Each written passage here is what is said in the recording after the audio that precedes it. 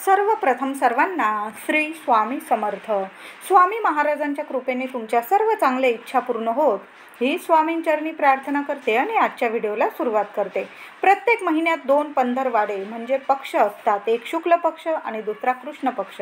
या प्रत्येक पक्षातील 11व्या तिथीला एकादशी म्हणतात. या एकादशीपैकी आषाढ आणि कार्तिक महिन्यातील एकादशी विशेष महत्त्वाची मानली जाते. आषाढातील शुद्ध एकादशीस भगवान विष्णू झोपी जातात, त्यामुळे या एकादशीला शयनी एकादशी असे म्हणतात. झोपी गेलेले भगवान विष्णू कार्तिक महिन्यातील शुद्ध एकादशीला जागे होतात, त्यामुळे या एकादशीला प्रबोधिनी एकादशी असे म्हटले जाते. या दोन्ही आषाढी आणि कार्तिकी एकादशीच्या दिवशी लोक उपवास करतात, भगवान विष्णूंच्या विठ्ठलांच्या दर्शनाला जातात.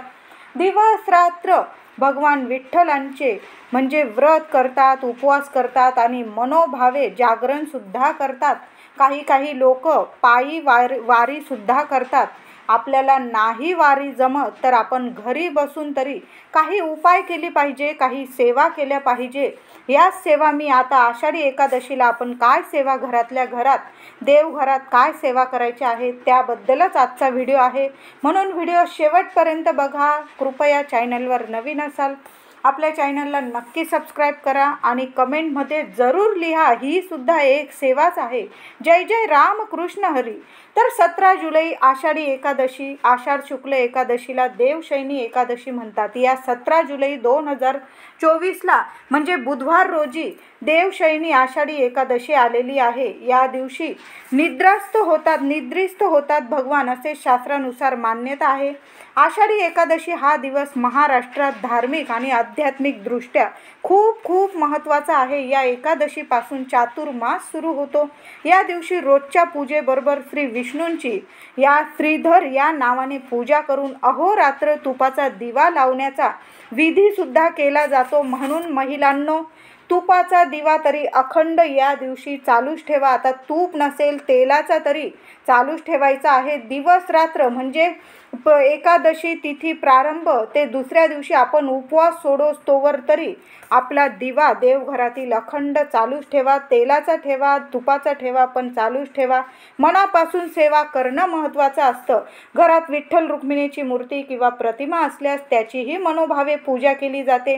या दिवशी तुमच्या घरात जर विष्णूंची, बाळकृष्णाची, विठ्ठल रुक्मिणी मातेची मूर्ती असेल आणि असतेच प्रत्येकाच्या घरात, तर त्यावर आपल्याला थोडीशी केशर दुधात मिसळून घ्यायची आहे आणि त्या कच्च्या दुधात थोडीशी केसर मिसळून किंवा दूध नसेल पाण्यात थोडीशी केसर मिसळून घ्या. दूध सर्वांकडेच असतं. थोडंसं दूध घ्या 4-5 चमचे आणि त्यात थोडीशी केसरचे धागे टाका आणि त्या केशर मिश्रित दुधाने आपल्याला विठ्ठल रुक्मिणीच्या मूर्तीवर अभिषेक करायचा आहे. आता माझ्या काही मैत्रिणींकडं नसेल केशर तर मग काय करायचं, पूजा थांबवून चालणार नाही.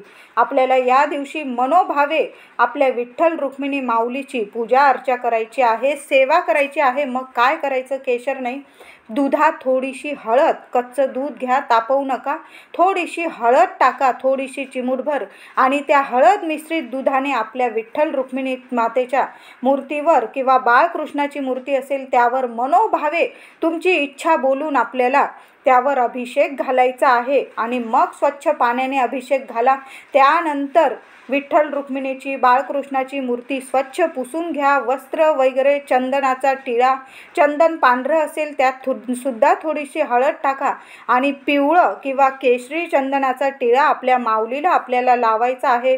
रुक्मिणी मातेला मस्त असं लाल भडक कुंकू हळद लावा आणि छान अशी पूजा करायची आहे. पंचोपचारे मूठभर तांदळाची रास करा किंवा खाली तुळशीची रास करा, तुळशीची पानं ठेवून, आणि त्यावर आपल्या विठ्ठल रुक्मिणी माऊलीची मूर्ती स्थापन करायची आहे. छान अशी पंचोपचार पूजा करा.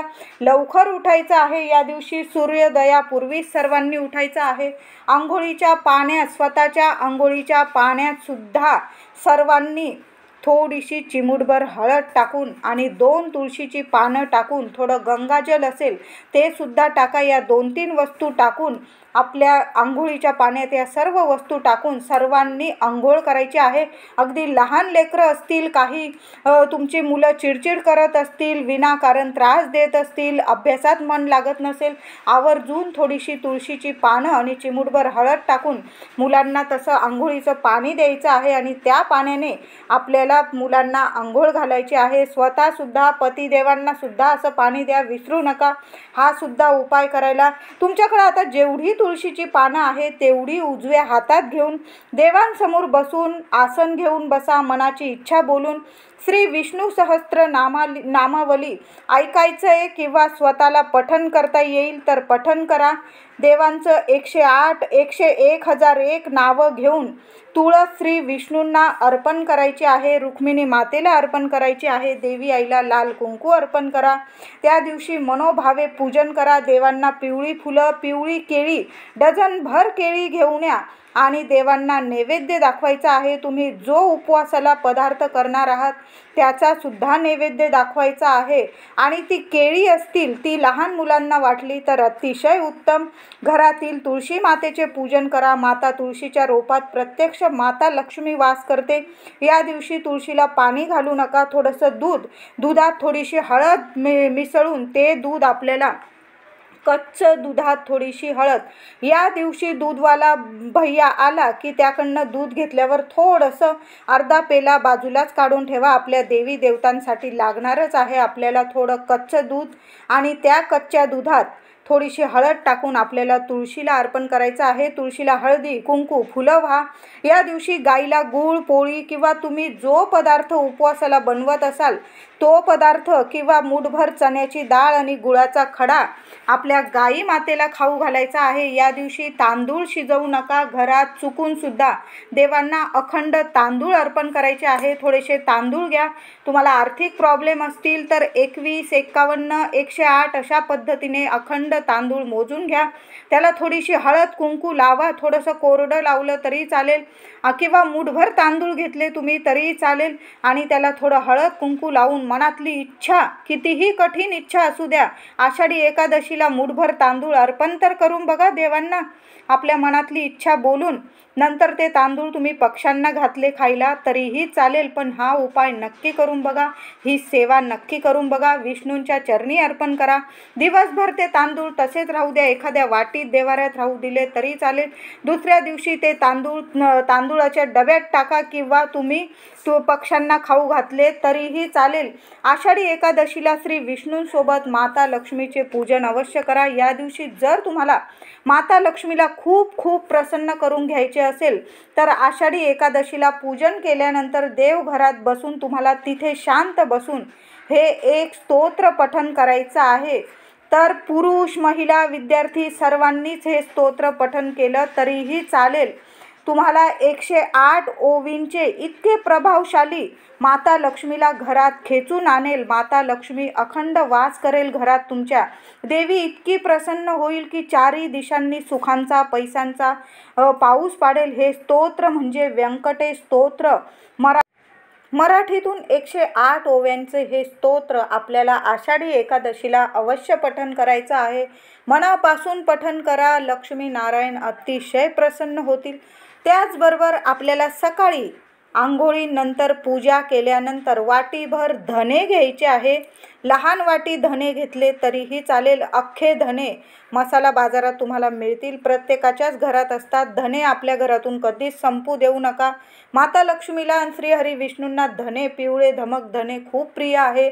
वाटीभर धने घ्या. त्यावर थोडीशी खडी साखर ठेवायची आहे आणि आपल्याला देवांकडं विठ्ठल रुक्मिणीच्या मूर्तीजवळ आपल्याला दिवस रात्र ते धने तसेच ठेवून द्यायचे आहे. ठेवताना मनोकामना तुमच्या मनात जी इच्छा असेल बोलून घ्या. माझ्या घरात अखंड लक्ष्मी नांदू दे, हे देवी माता लक्ष्मी असं बोलून आपल्या देवघरात ते धने ठेवायचे आहे. दुसऱ्या दिवशी उपवास सोडताना ते धने आणि खडी साखरेचा प्रसाद करून घरातील सर्वांनी खायचा आहे आणि मग आपण उपवास सोडायचा करायचा आहे। तुम्ही जो नैवेद्य बनवाल, वरण भात, भाजी पोळी, शिरा वगैरे, खीर, तुम्ही जो नैवेद्य बनवणार असाल, आधी देवांची पूजा करा, पुन्हा देवांना तुळस अर्पण करा आणि मग तो नैवेद्य दाखवून खडी साखर आणि धण्याचा नैवेद्यसुद्धा आपण खायचा आणि मग उपवास सोडायचा आहे। अशा पद्धतीने आपल्याला आषाढी एकादशीचं व्रत करायचं आहे। उपवास सोडताना गाई मातेला, म्हणजे आषाढी एकादशीला तर गाईला नैवेद्य द्याच, पण दुसऱ्या दिवशी द्वादशीला सुद्धा आपण जेव्हा उपवास सोडणार आहोत, पहिली चपाती गूळ तूप लावून आपल्या गाईला, आपल्या माऊलीला नक्की खाऊ घाला आणि मग आपल्याला सहकुटुंब सहपरिवार एकत्र येऊन उपवास सोडायचा आहे। सर्वांनी एक एक का होईना तुळशी पत्र अवश्य विठ्ठल रुक्मिणीला अर्पण करा, श्री हरी विष्णूंना अर्पण करा। या दिवशी किंवा आषाढी एकादशीला अजिबात आपल्या तुळशीला हात लावू नका, म्हणजे तुम्ही पूजा वगैरे करू शकता, पण तोडू नका, आपल्या तुळशीची पानं तोडू नका। उलट या दिवशी एखादे तुळशीचं रोप तुम्हाला लावता आलं तर नक्की लावायचं आहे। आपल्या घरात आधीची तुळस असेल तरीही एक रोप नक्की सर्वांनी आपल्या अंगणात तुळशीचं रोप अवश्य लावा, यामुळे लक्ष्मी नारायण अतिशय प्रसन्न राहतील। तर अशा पद्धतीने साध्या सोप्या पद्धतीने आणि मनोभावे आषाढी एकादशीचं व्रत करा, उपवास करा, जेवढा जमेल तेवढा उपवास करा। तुम्ही फलाहार घेऊन उपवास केला तरीही चालेल, मनापासून केलेलं व्रत नक्की फलदायी ठरतं। व्हिडिओ आवडला असेल लाईक करा, सर्वांना शेअर करा, चॅनलला कृपया सबस्क्राईब करा। धन्यवाद।